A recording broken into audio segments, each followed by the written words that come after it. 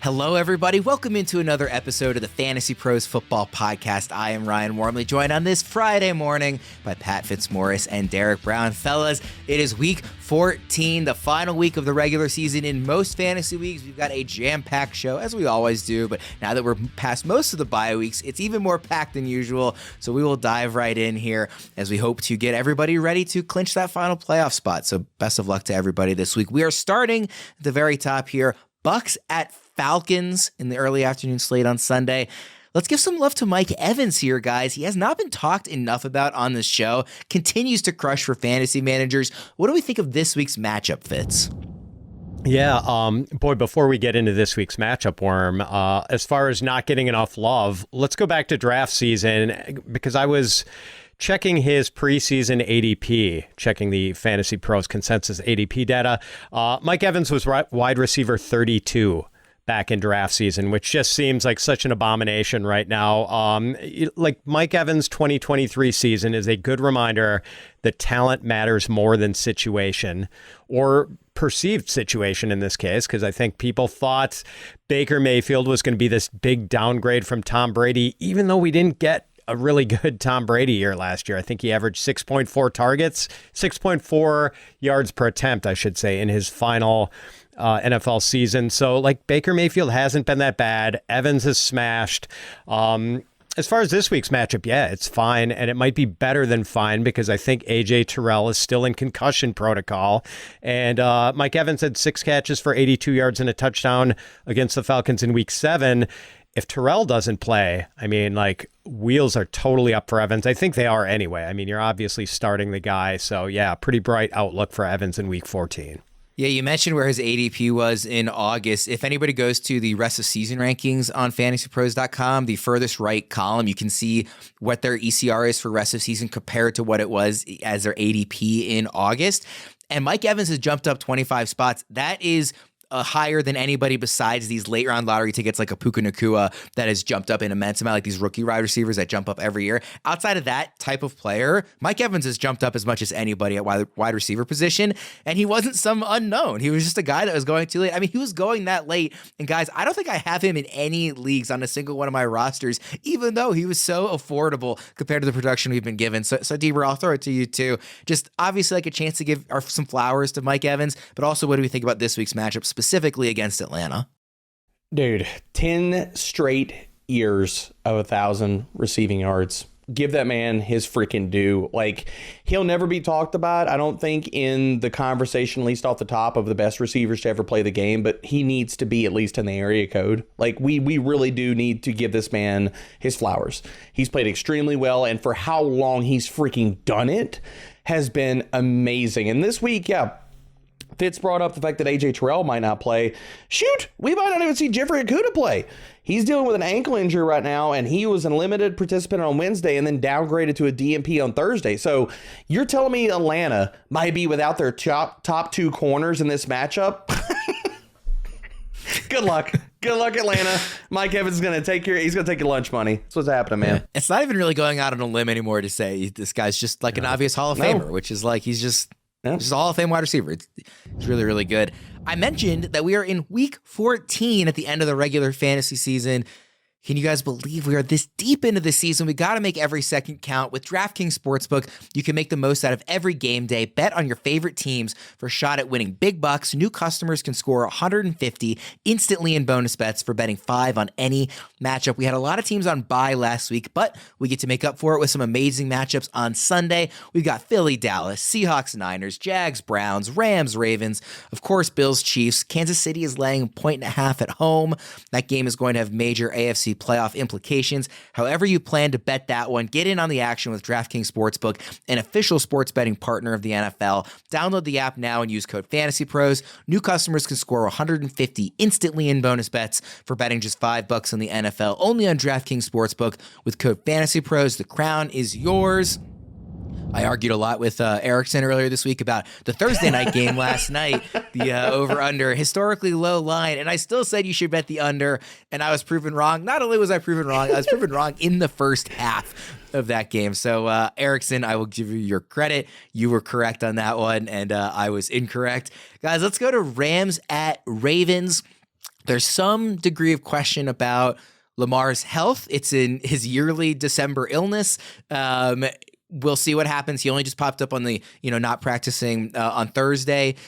So we'll see how this illness develops over the next couple of days. Keep an eye on that. Would obviously have major, major implications on the fantasy status of, pretty much every Raven in this game.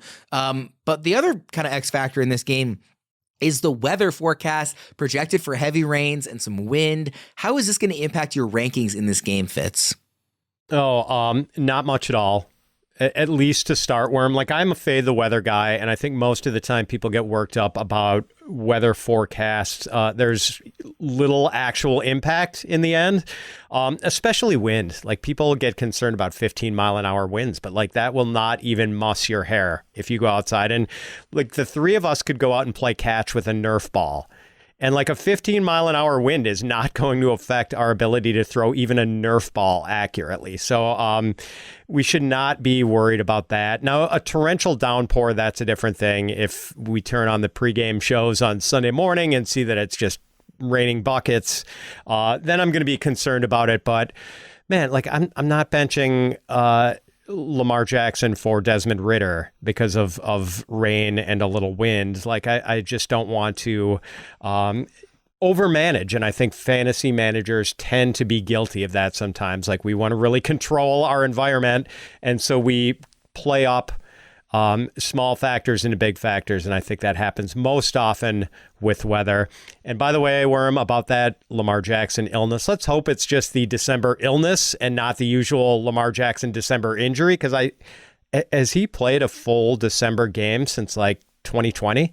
No, it's the two straight years he has not. And then, of course, we sit here this year and he's the only healthy AFC North starting quarterback. So quite a reversal of fortune, although I guess health is relative given this sickness. I'll be quite happy if it's just, a couple of days of a stomach bug as opposed to anything worse. I will mention also, before I toss to you, D-Bro, that the weather forecast early on in the week was a little bit worse. It had the winds over 20 miles an hour. They've come down a little bit to kind of that 12 to 15 range. So that's just something to keep an eye on. Like, see if it turns into a torrential downpour or if it gets to be kind of a nicer forecast. As we get talked about all the time, fantasy analysts are like the weathermen of, just trying to project out, and who cares if you're wrong. People say that about us a lot. But that's true of weathermen, obviously, also. That's where the cliche comes from. So just keep an eye on that. D-Bro, what do you think? I know you, in general, are also a fade the weather guy. I don't care about the freaking weather. Like 9 times out of 10, this is everybody freaking out every single time, every single week. Like it happens every year, every week when we get this part of the season. And it's like, oh, temperature's dropping outside. Everybody's like, oh, could it snow? Could it be ice? Could it be wind? Ooh. Like, I don't care, man. Like 9 times out of 10, it's not enough to the levels to where it actually impacts the game. Like, we still see quarterbacks have the ability to, oh my gosh, throw the ball when it's wet. Look at that. It's like they've been doing it since junior high school whenever it's rained. It's like they have experience doing that. Crazy, I know. So I don't care. I'm not moving ranks. It doesn't matter about that. No. But by the way, Fitz said that the wind wouldn't even mess up our hairs. D-Bro, is that referring to your beard, I guess, instead? You don't have much hair to get mussed up. I mean, it's 50-50 whether he even moves the beard. So I'm with Fitz, Before we move on for this game, just to ask about a player, and I know I didn't prep you guys with this question, but obviously the Ravens have such a strong pass defense. It's been the best in the league, really, this whole season. One of the best, in recent years. The Rams obviously have a lot of talent passing the ball. Like Matthew Stafford has looked generally really good this year. I know there's been some health question marks throughout the season, really, with both Puka and Cooper Kupp, but obviously both super talented players. So, Fitz, I'm kind of wondering, who do you think is going to come out on top in this clash of Rams passing offense versus Ravens passing defense? I do think we have to sort of lower expectations a little bit for the Rams receivers. Puka still is pretty much in must-start range, I think, unless you're in a really shallow league. Kupp is maybe a little more borderline. Like, he hasn't cleared 60 receiving yards in a game for like 6 games.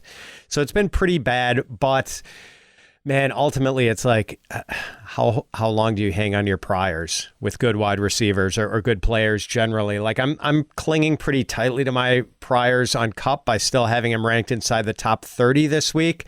I still think he's a good player, even though the Ravens' pass defense has been undeniably terrific this season. Like, I would still probably play Kupp over most other flex-worthy candidates.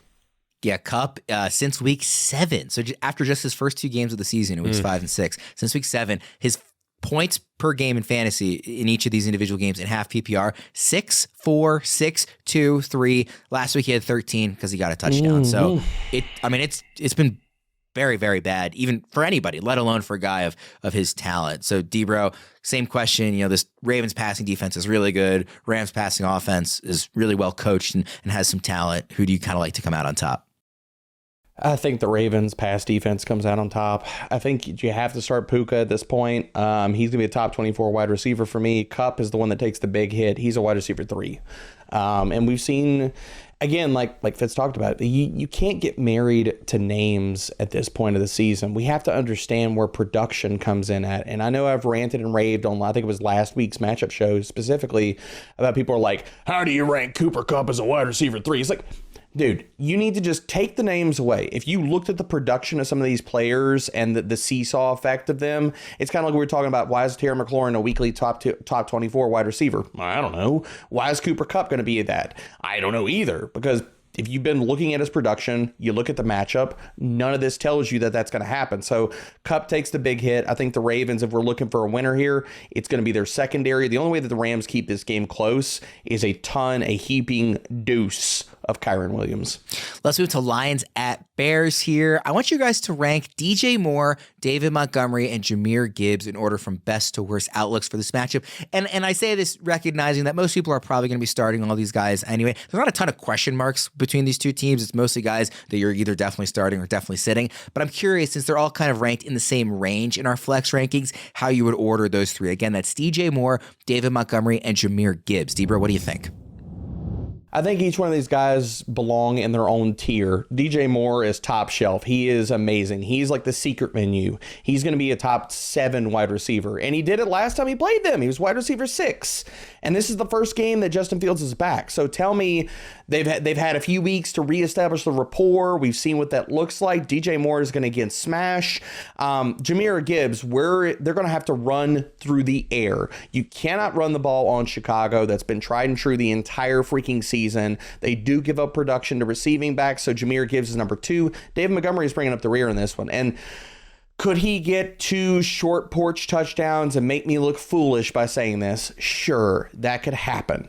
But is that the likeliest of outcomes versus this run defense? Is it the likeliest of outcomes for all of his production and his value comes from the early downs? This is a bottom 3 matchup for his specific role in this offense. So David Montgomery is a wide gap from Jahmyr Gibbs. Fitz, same question, ranking those 3. DJ Moore, just to give the lines from the last time these guys played back in week 11. DJ Moore, 7 for 96 and a touchdown. David Montgomery, 12 for 76 and a touchdown. Jahmyr Gibbs, 8 for 36 and a touchdown, but also had 6 for 59 through the air. So Fitz, what do you think about those 3? I do have it ranked the same way Debro does, with DJ Moore, Jahmyr Gibbs, then David Montgomery. Last, DJ Moore, you mentioned Worm, 7 catches for 96 and a touchdown against the Lions last time. And that was with Justin Fields only throwing for 169 yards. So that was a big percentage of the production in the passing game going to DJ Moore. And that's kind of how it is with Fields around. Like, he peppers DJ Moore with targets and just locks into him. And it's great. We know the Lions have really struggled to defend the pass lately, so love the matchup. He's absolutely a top 10 receiver this week. Debro mentioned that the Bears give it up to pass-catching running backs. They've allowed 73 receptions. That's the 3rd most of any team in the NFL. And last time Gibbs faced the Bears just 3 weeks ago, 6 catches for 59 yards. So yeah, he's number 2 because of what he can give you in the passing game, even though his production overall has kind of taken a hit since David Montgomery returned from his rib injury in week 10. Monty is 3rd. Like, he's going to get at least 12 carries and maybe as many as 20. So, like, I think there's a fairly safe usage floor. Although, as Debro mentioned, tough matchup against the Bears' run defense. Man, it's hard to count on those touchdowns, although Montgomery has 10 of them in 9 games. So maybe you can with this guy, but ultimately, his success is going to depend on getting in the end zone. And if he doesn't, you're probably not going to get the day you want out of David Montgomery. I want to throw a player prop your guys' way. Anybody can find these props on bettingpros.com. We're, of course, going to use the DraftKings Sportsbook odds.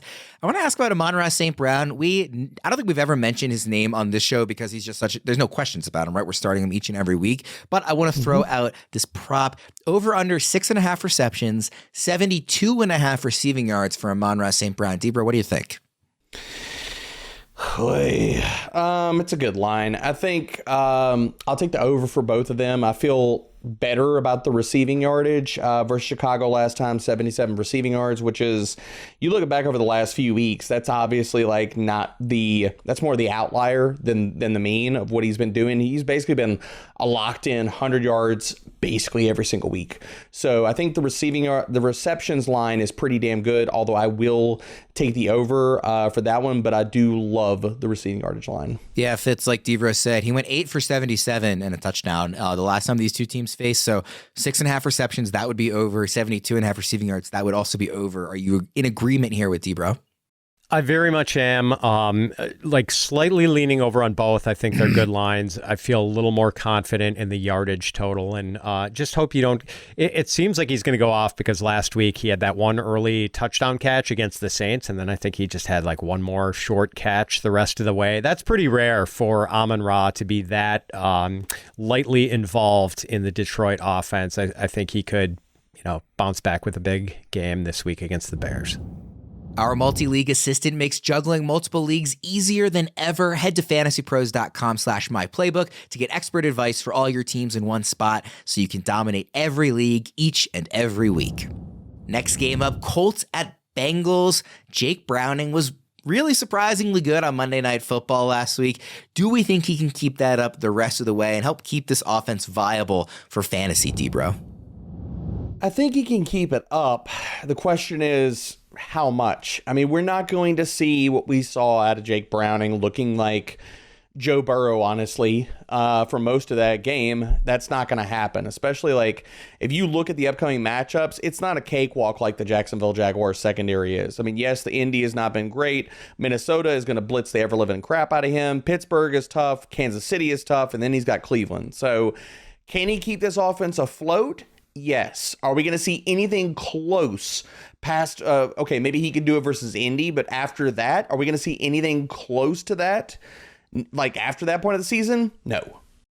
Fitz, maybe we didn't see enough from Browning to be wanting to start him in any but the deepest of Superflex leagues, but did we see enough to be still confident in starting guys like Chase, if Higgins gets going, Joe Mixon, these guys we wanted to be starting anyway from this offense?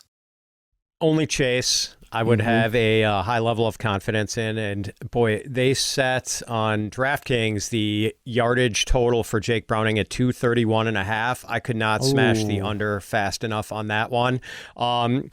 This is a former undrafted free agent who has made 2 NFL starts, and now opponents have tape on him.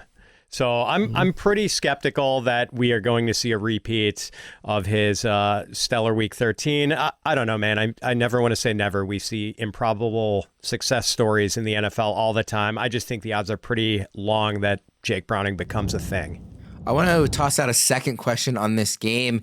Zach Moss was one of the most, excited players for fantasy managers last week, just given the injury to Jonathan Taylor. It looked like Zach Moss was going to be a league winner here.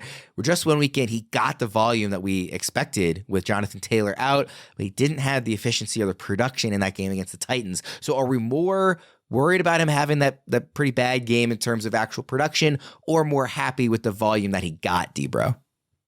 I'm happy with him. My outlook on Zach Moss has not changed at all. None. Zero. Doesn't matter. It's just one bad game. He got all the volume, played all the snaps. Tennessee has been an up and down run defense all year. Yes, he got them once, but in the range of them being good against him last week was always there. So I'm going right back to Zach Moss this week. In rankings right now, I've got him as my RB3 for the week. You can run all over Cincinnati. Not worried about it. I think this is a bounce back spot for Moss. Fitz, Zach Moss? Totally agree with Debro. I mean, 22 opportunities for him last week, 19 carries, 3 targets. That is running back 1 usage. And it's hard to run on the Titans when they're at home, generally. As Debro said, they've been up and down, but for the most part, I still consider it to be a pretty good run defense. And yeah, Zach Moss wasn't able to put together 2 smash games against the Titans, but I think we're still pretty pleased with where we're headed with Zach Moss right now. Let's move to Jags at Browns. Key question here. What are we doing with the Jaguars passing game with a banged up or very likely sitting, we don't know for sure yet, Trevor Lawrence Fitz? Oh, man, we are fading the Jaguar passing game mostly. Like, I've got C.J. Beathard ranked QB 29, and maybe there's a chance that Trevor Lawrence plays. We have seen some quarterbacks play on high ankle sprains. Matt Ryan, I know there was a more recent example. I'm forgetting. Oh, Patrick Mahomes. Mm-hmm. So it could happen, but like, Lawrence hasn't exactly lit the world on fire this season anyway.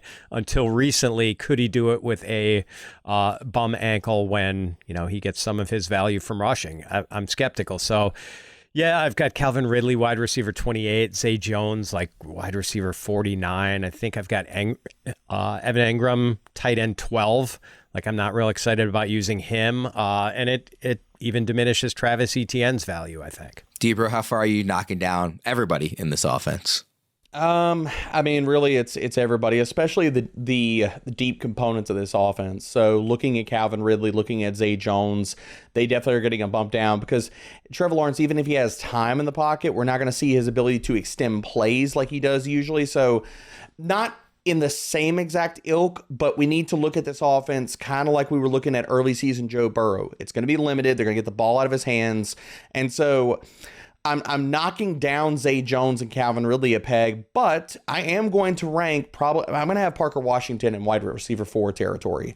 The matchup against the Cleveland secondary, he draws the best matchup out of all of those guys, especially if you're looking at who is going to get peppered in the short and intermediate. I'm totally with Fitz. Like, I don't want to sound like I'm being hyperbolic here and I threw this out on the Start Sit show is, I do not want to play Evan Engram. I will stream. If you pick up Isaiah Likely or Gerald Everett, I will stream either one of those tight ends over Evan Engram.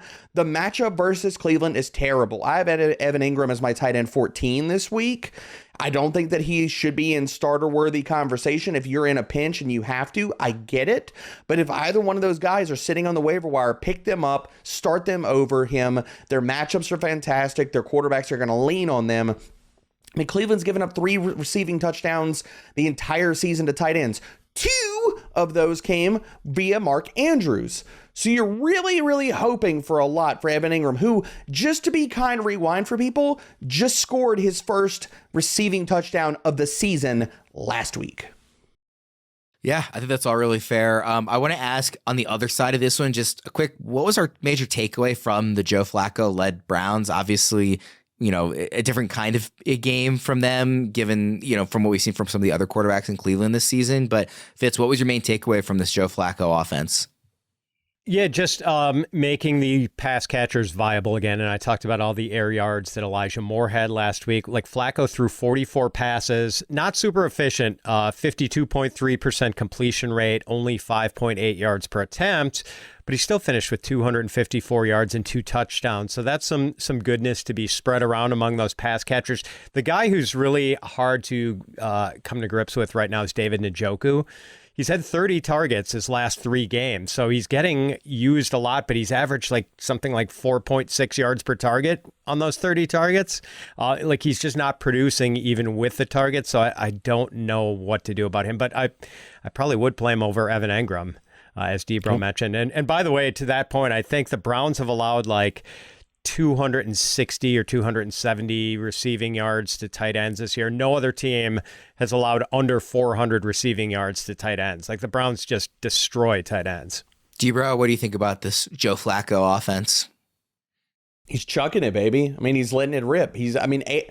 Elijah Moore had a 21.5 ADOT. That tells you all you need to know. Joe Flacco is going to throw it, and he's going to throw it a lot. And if you're struggling for quarterback upside, especially in Superflex leagues from your QB2, you're staring at one of, Jake Browning, Geno, maybe you're deciding between T-Law or starting Desmond Ridder or somebody. I play Joe Flacco over most of those dudes. This matchup is fantastic. I mean, come on.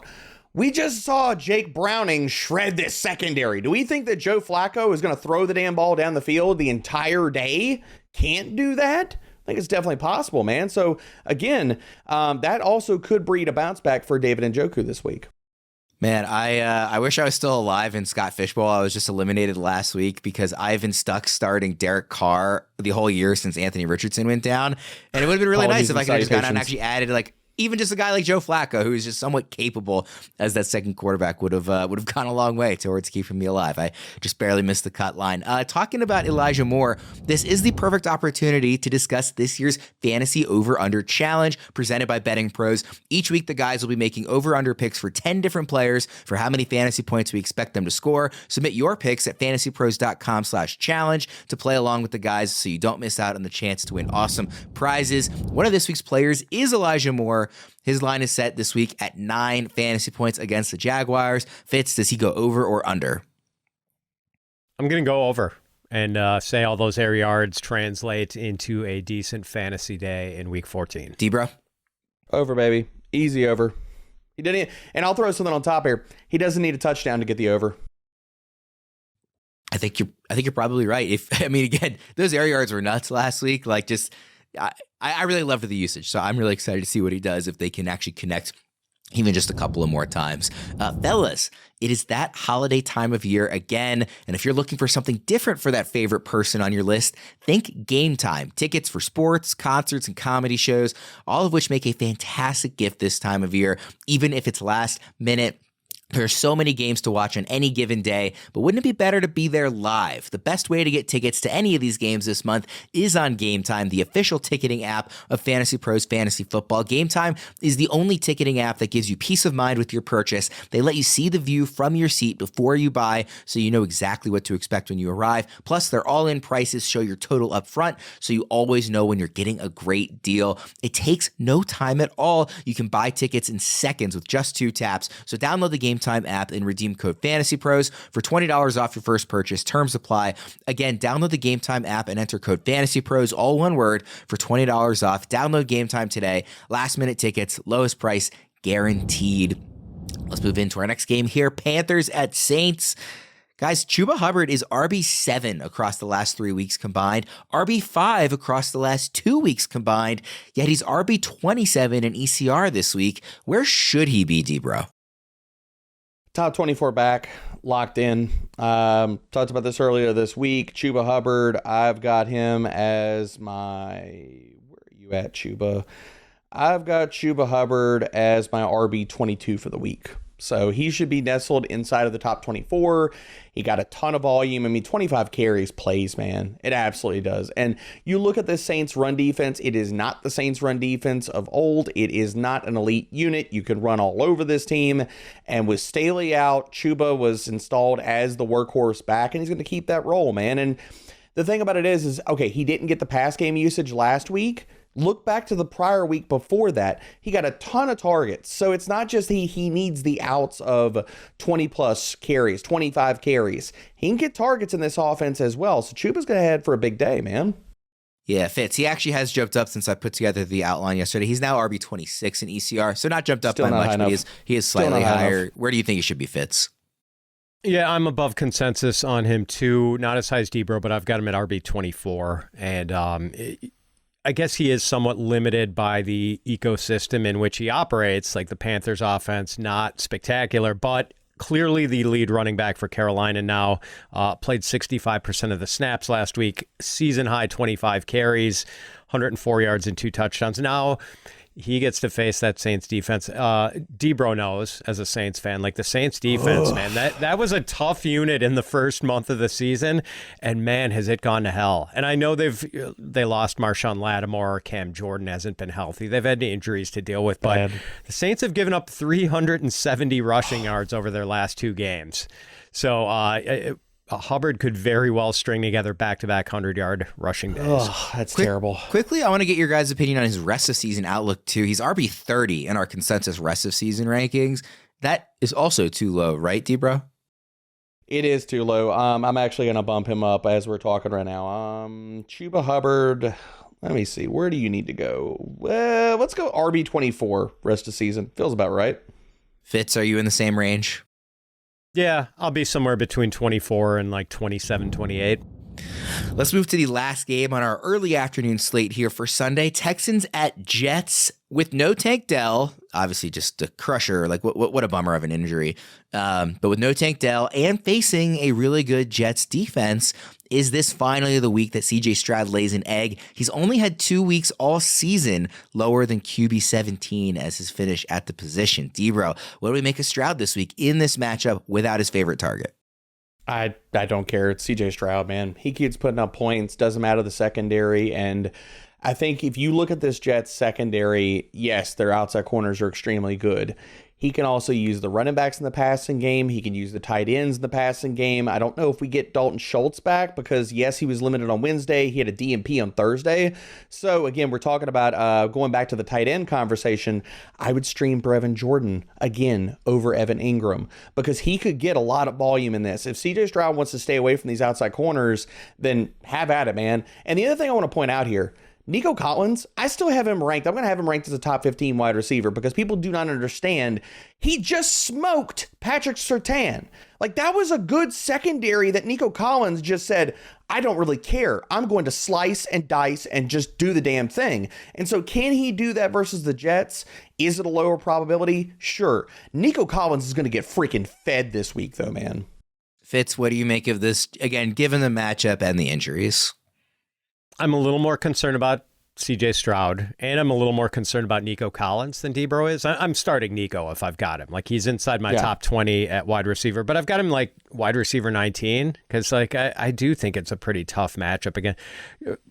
I think Sauce Gardner is allowing like half a yard per route run into his coverage or something like it's a really sick number. I mean, he is, and he's not going to see Nico Collins on every snap. Like, he'll be going against DJ Reed some too, but DJ Reed is also really, really good. So as for Stroud, like, no Tank Dell, nasty matchup against the Jets defense that's giving up 192.2 passing yards per game and 6.2 yards per attempt. And again, I'm not a big weather guy, but like, if there are torrential downpours, then you bring a wet ball into play that makes things even harder for CJ Stroud. I have him ranked QB 10, so I'm starting him under most circumstances. I'm not sitting him for like Gardner Minshew or Matthew Stafford or anyone like that. But, QB 10 does admittedly feel a little optimistic. I'm not going to ask about the Jets side of things. I'm not going to pretend to care about the fact that Zach Wilson going to be starting again.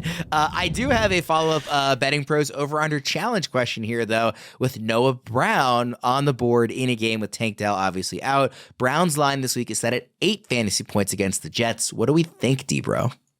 I'm taking the under. I think if you're looking for the secondary target in this offense this week, it's going to be the tight end position. It's going to be the running backs. I lean more to the tight end.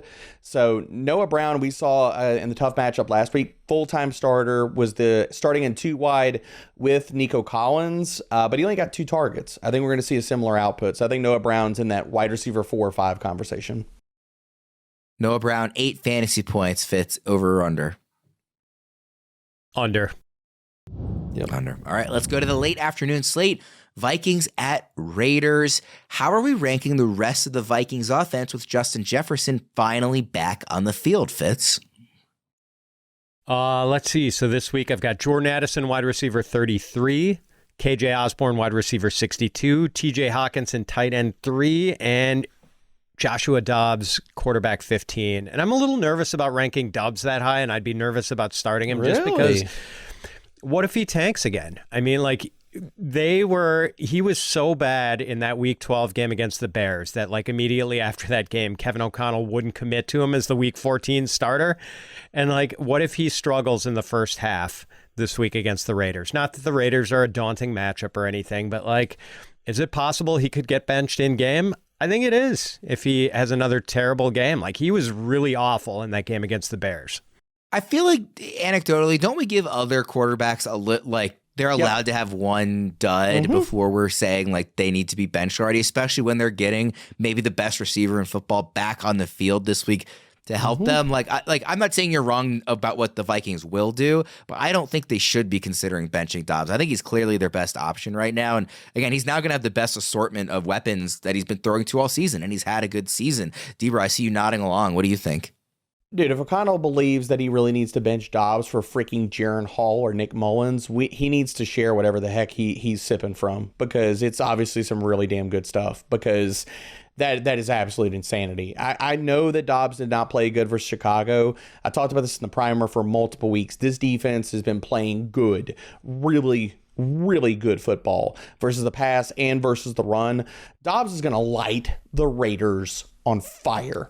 I have him as a top 12 quarterback this week. And if you look at their overall season statistics against passers, it is massively puffed up because they have played a litany of terrible quarterbacks. I could list off just week after week of bottom tier league average god awful quarterback play. When they've played good quarterbacks, so versus a sample of Jared Goff, Patrick Mahomes, Tua Tagovailoa, and I'm not telling you that Dobbs is in the conversation of Tua and Patrick Mahomes. He's in the conversation of Jared Goff. He's not that far off, man. And versus those guys, 104 passer rating, 8.1 yards per attempt, an 86.9 adjusted completion rate allowed.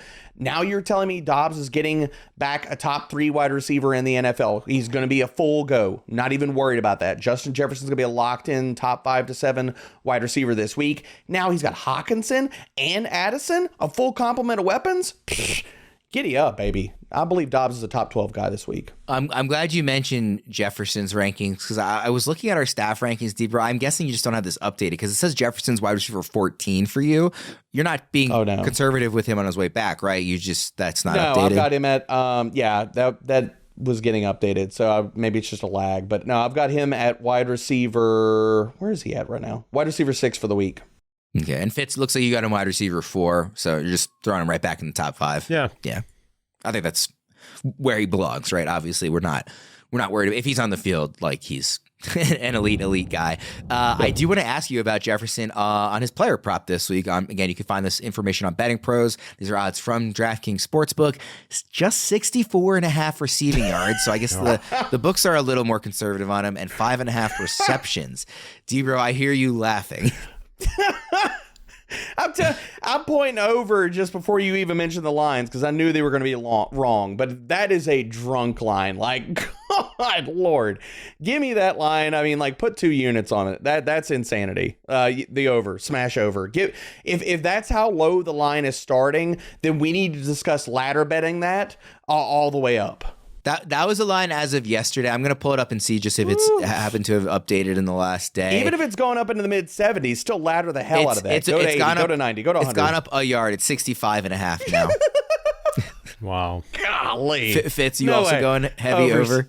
Yeah, Jeez. definitely. I feel like that total should be set 10 yards higher. Can we also talk about Justin Jefferson threw out there yesterday into the media about his goals for the rest of the season? He wants to get to 1,000 yards, and I don't have it pulled up, but off the top of my head, what I saw was he needs, 430 receiving yards over the last few games to get there. You're telling me that, they're not going to feed him the ball? Come on.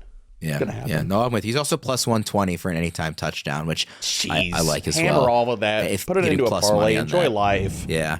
Seahawks at 49ers. Next game here in the late afternoon slate. These two teams just played in week 12.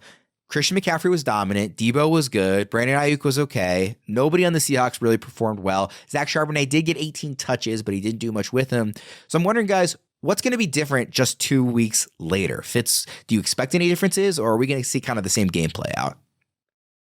Yeah, I mean, I just don't know if it's going to be that heavy a Debo game again. There's no reason Brandon Ayuk could not have a smash game in this. So that's really it. Just maybe we see something different with the wide receiver target distribution and who has the big game for them through the air. Maybe Seattle puts up some better passing numbers in this game. I mean, they're so banged up at running back, they almost might be forced to go pass heavy in this one, especially with the likelihood of a negative game script. So, hard to tell. I kind of see the same overall result as last time going on, but I'm not sure what the fantasy spread is going to be. That could be a little different. Yeah, Debro, on those receivers that Fitz mentioned, Deebo Samuel had 15 yards on the ground and a rushing touchdown. He also had 7 for 79 through the air. Brandon Ayuk had just 2 catches, but he had 50 yards and a touchdown with those. Do you see those guys maybe swapping their workloads in this one, or do you think it's going to play out a similar way? Also, I will point out Brock Purdy didn't really do much in this game either, just 200 yards and a touchdown. He didn't need to because they were winning by so much, but another point to make. That's exactly where I was going to go, Worm. If the Seattle Seahawks can push the 49ers, then we're going to see better performances out of these guys. If they can't, then it could be a little bit more muted. And I'm looking at this game a little bit differently. Like, Deebo has scored rushing touchdowns in 3 of the last 4 games. At some point, that has to fall off. I don't think that he's going to keep, and it's not that he's gotten this wide back roll of like 7 to 8 carries. He's been doing it on 3 carries, 4 carries. So it's a slim margin of, okay, that probably falls off at some time. And if that's the case, we know San Francisco is going to put up like 28, 30 points in this game. Where does that extra touchdown go? I'm betting it goes to CMC. I think that he has one of the vintage smash performances this week.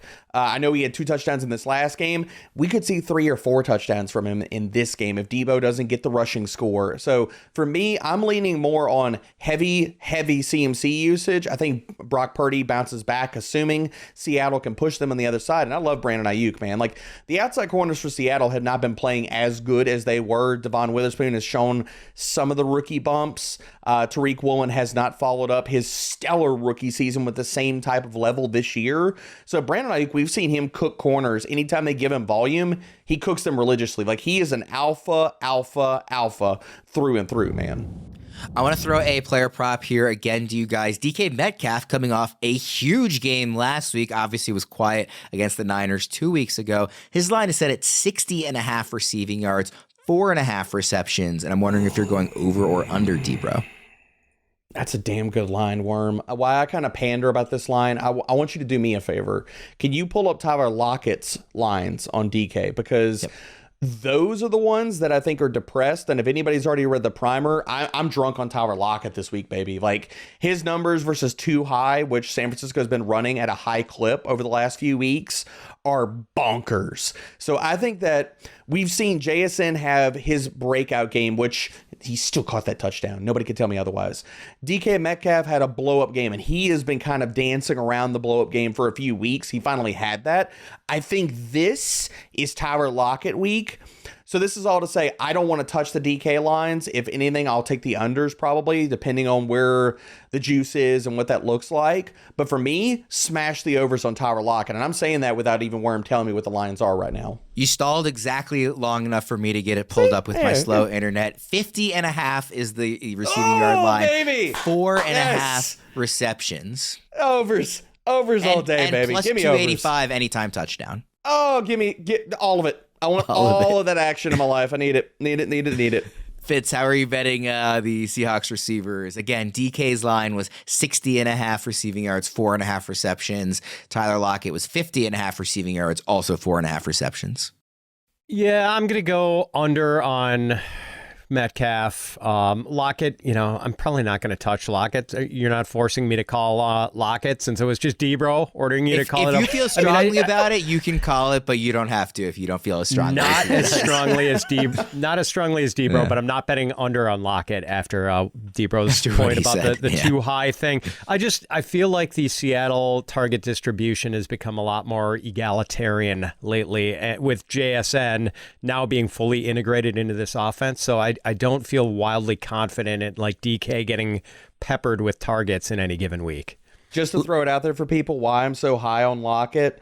Since week 12, 49ers utilized too high on 56% of their snaps. So since week 8, and this is why I drill down to this time point, because JSN is fully integrated, DK's back and healthy. Since week 8, Lockett versus too high, 45% air yard share, 1.9 yards per route run, and a team leading 29% first read share. He's going to eat, boys. Let's move to maybe the game of the day. Bills at Chiefs. There's a lot of really good games this week, but it's one of the games of the day. Bills at Chiefs. Which non-must-start Bill, so I'm not asking about Josh Allen or Stephon Diggs, is most likely to have a great game in this matchup? James Cook, Gabe Davis, or Khalil Shakir, Fitz? Man, I wish you'd gone to Debro first with this one because I'm going to steal his thunder. Like, Debro made the point in the primer that James Cook has been really heavily involved in the Bills' offense ever since Joe Brady took over as the play caller with the firing of Ken Dorsey. So, yeah, in the 2 games the Bills have played since they fired Dorsey, Cook has 33 carries and 9 receptions. And that is pretty much the usage that James Cook investors were dreaming of back in September. So, plus the Chiefs are much better against the pass than they are against the run. Like, I think it sets up really well for James Cook this week. I was torn on whether or not to even include Cook in the question. He's ranked as RB20 in ECR, so I figured that was low enough that folks might have other options to start, so I wanted to include him. And Debro, you're also going Davis, Cook, though? By the way, I was just going to say Davis and Shakir are both pretty dicey, man. Like, everyone, it's funny how the ECR has bumped up on Gabe Davis, and maybe people are remembering that glorious playoff game he had in Kansas City a couple of years ago with the 200-some yards and 4 touchdowns. But, like, before last week with his good game, like, the 3 games before, I think Davis had 2 catches. So with the emergence of like Shakir and Dalton Kincaid, like Gabe Davis has just become a lot riskier. Yeah, Fitz, I actually read this game log on the Thursday show yesterday. I'll read it here for those who missed the Thursday show. But if you go back to week 6, his last wide receiver, just where he finished at the position, Gabe Davis, wide receiver 89, 88, 10, 135, 34, 136, 7. So it is a roller coaster through and through for Gabe Davis. Debro. Man, I'm crazy high on James Cook, Khalil Shakir, and Gabe Davis this week because for a litany of reasons. One, James Cook, people are disrespecting. He's been RB10 and RB12 over the last 2 weeks. Now he gets another smash matchup. Why are we ranking him as a low-end RB2? I'm not going to have him there. So he's going to be a top 15 back. I might bump him up into my RB1s this week. High total. Amazing matchup. We see all the pass game usage. Like, what is there not to like about James Cook? And on Gabe Davis and Khalil Shakir, L'Jarius Sneed has been shadowing top tier wide receiver ones the entire freaking season. That's going to happen. Okay. So Stephon Diggs, temper your expectations. Every other corner for Kansas City has been eviscerated over the last few weeks. Trent McDuffie, their slot corner. This season, 70% catch rate, 104 pass rating aligned in his coverage.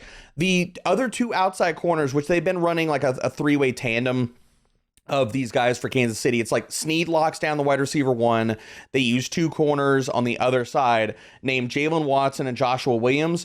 Those 2 guys this season have given up a combined 7 receiving touchdowns in their coverage, 117 passer rating, 119 passer rating in their coverages. Kansas City has struggled mightily versus deep passing over the last few weeks. All of the coverage metrics line up for Gabe Davis and Khalil Shakir to smash. Over the last 4 to 5 weeks, Kansas City is allowing the 3rd highest PPR points per target to opposing slot wide receivers. It is going to be a muted game for Stephon Diggs, but I'm telling you right now, James Cook is going to go off. Gabe Davis is going to go off. He's going to have a monster game, and so is Khalil Shakir. Fire him up. Let's hit one last Betting Pros over-under challenge here with Patrick Mahomes. His line this week is all the way up at 21 fantasy points despite his wide receiver troubles. Do we think he goes over or under? Again, 21 fantasy points against the Bills, Debro. Under. I can't invest in Patrick Mahomes. The only thing, like, Travis Kelce's kind of hit a wall, man. He's playing kind of closer to his age lately. Now maybe he comes out with a vintage performance this week and gets fired up for that game. But the only guy I feel confident in that passing attack is Rashee Rice, who is going to be a top 24 wide receiver this week. But Mahomes, it's not been pretty, man. Like, I don't want to be hyperbolic in a massive total game that they need to win, and we could get vintage Mahomes in this game. But honestly, if you look back over the last few weeks, there's a damn good conversation to not rank him as a top 12 quarterback. I'm not saying that I'm doing that, but if you look at the production versus the name of Mahomes and we took out the Mahomes name, people wouldn't be like, oh, hey, top 5 quarterback, all these different things. If you just look at the numbers. Yeah. Fitz, what do you think? 21 is the line. I agree. Under. I mean, the trends just point that way, and I don't think his offensive line is as good as it used to be.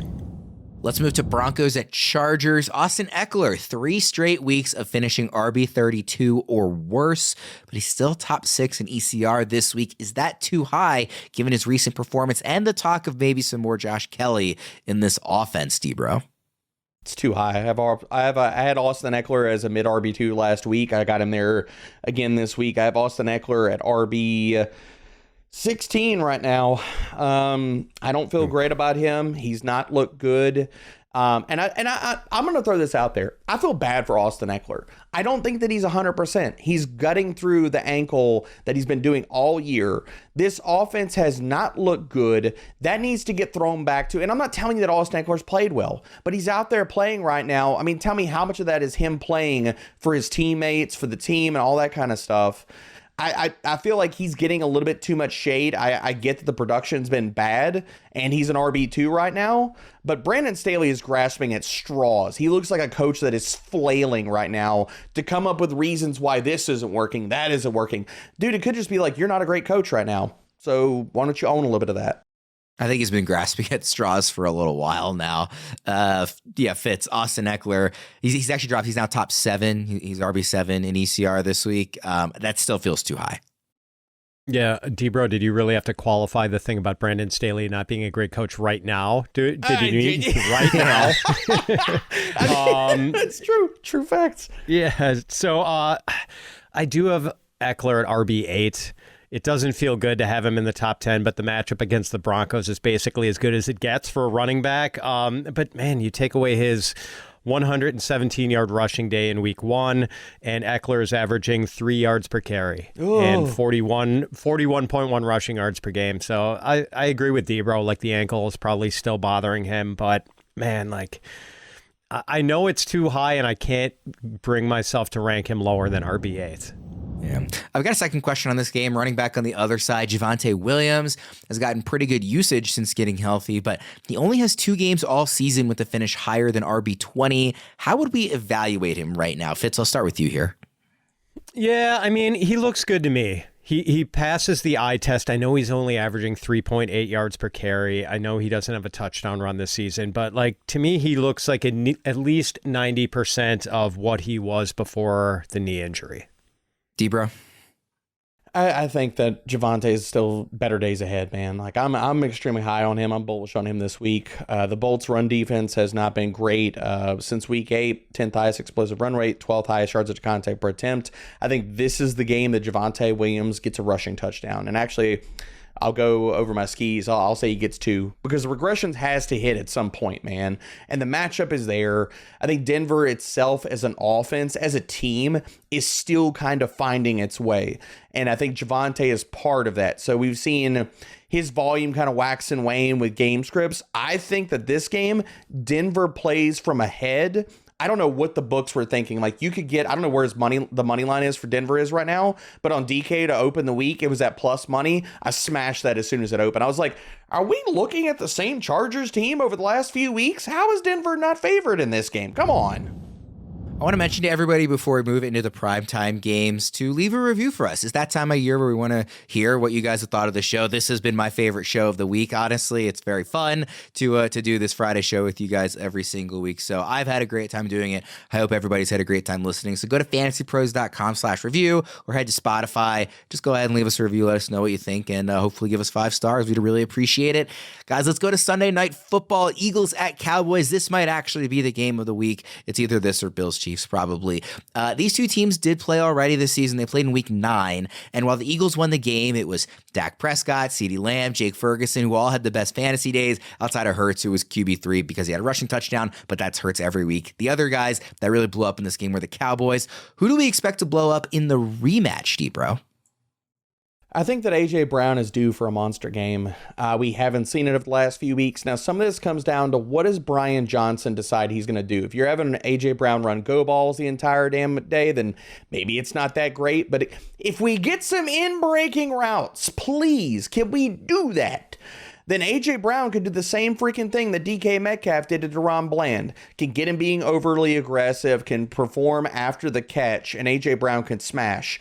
I think Devonta Smith, those other guys they're going to play fine. Dallas Goedert in this matchup, he is the skeleton key. He is the guy that if we're going to see somebody blow up in this game, coming back from the injury and stuff like that, not having to face the top parts of this secondary, he is the guy that could propel Hurts to a better passing day and could be the guy that actually leads them in most receiving categories outside of a big day from A.J. Brown.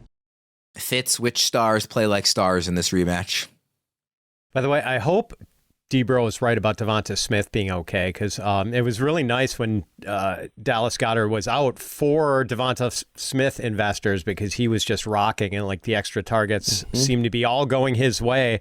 And now with Goddard back, like I don't know if Smith is the same sort of impact receiver he has been in recent weeks.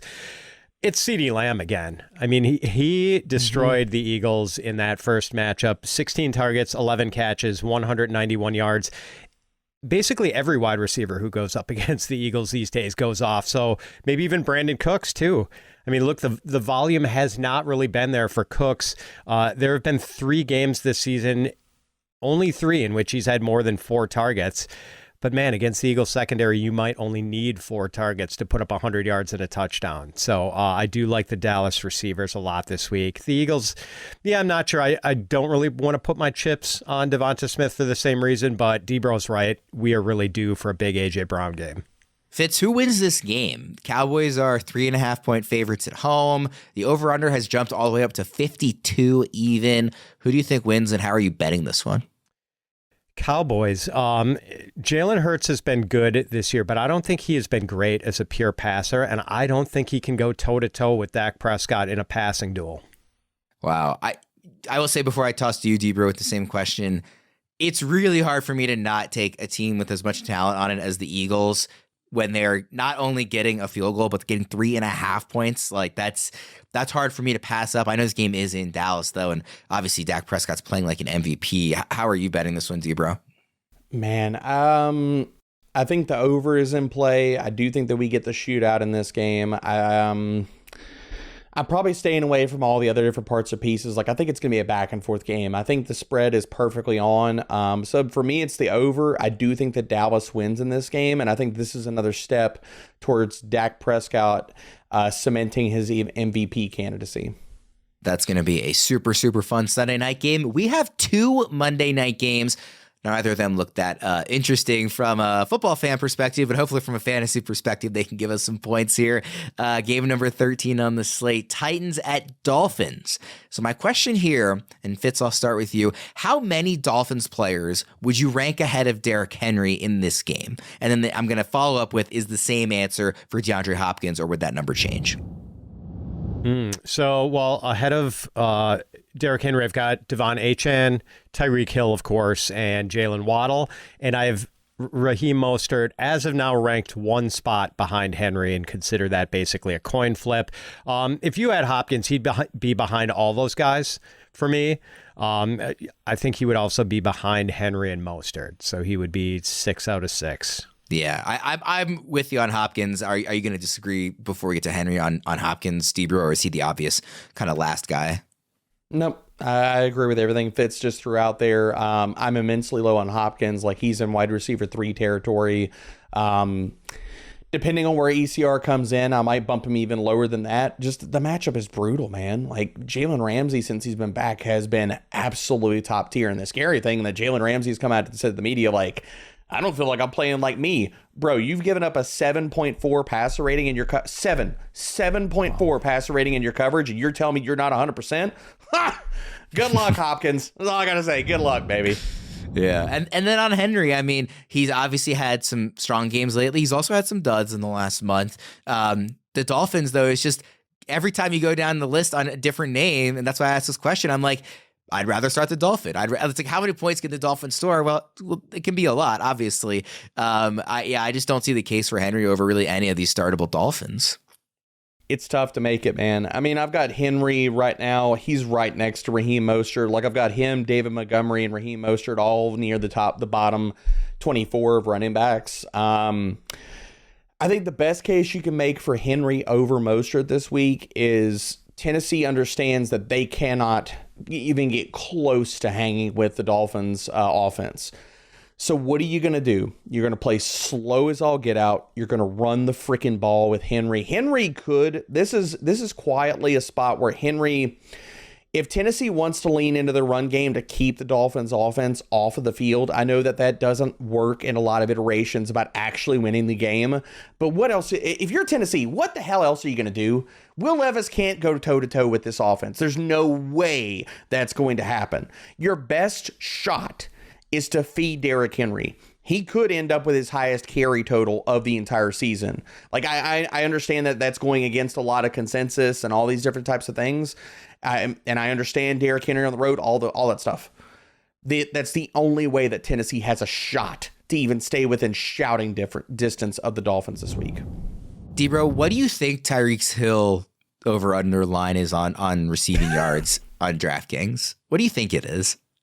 It should be 98. It should be 100. Like, it should be somewhere close to like the century line. I'll make let's say 101. Why Fitz, not? Fitz, what do you think it is? I know what it is. It's, as of last night, it was 104 and a half. 104 and a half is the line for Tyreek He's Hill. this year's Cooper Kupp, baby. He's this year's Cooper Kupp. 7.5 receptions. Anytime touchdown score is minus 195. Yeah. I mean, these. Oh, God. I mean, and by the way, I don't disagree with any of it. I don't. By the way, that line of 104 and a half, it's minus 105 to take the under. It's minus 125 to go over 104 and a half. I mean, this is an absurd line, and yet I'm like, Tyreek Hill against the Titans, easy, like smash you over. I mean, it's crazy. It's insanity, man. But I mean, it's not wrong. It's not even close to wrong. He has been the inevitable thing in the Dolphins. Like, it's every single week. Nobody can stop Tyreek Hill. Like, he's going to win Offensive Player of the Year. I'm still, like, we talked about this earlier in the week, Worm. I can't remember if it was on the show or off, but like, Tyreek Hill is not going to win MVP, but he sure as hell is going to win Offensive Player of the Year. It's just too bad for the Tyreek Hill investors that he gets this Commanders-Titans double matchup in weeks 13 and 14 rather than weeks 15 and 16. Yeah, it's tough. He's going to have the Ravens. Is that week 16 or 17? That's 17, right? That he gets the Ravens. I know the whole playoff schedule is tough for them, but I mean, know that one already. I'll just throw out matchups don't freaking matter with Tyreek Hill. They don't. I mean, they don't. Doesn't matter. He's going to go off every single week. Doesn't matter. Yeah, just out of curiosity. Yeah, so he oh yeah, that's right. He finishes with Jets, Cowboys, at Ravens is 15, 16, 17. So don't even care. It's Top tough, three wide receiver, one overall, rest of the season. I can't remember the last time I saw a line set at over 100 receiving yards, and yet also like juice still like I should be taking. I want to take the over. I mean, it's crazy. All right, Packers at Giants, last game on the slate here. By the way, what do you guys think about this doubleheader on Monday night late in the season? Have we seen this before? Am I misremembering? This is not something we usually see outside of the first 1 or 2 weeks, right? I don't think Yeah. It's a weird choice to do that and give us two sort of mediocre matchups.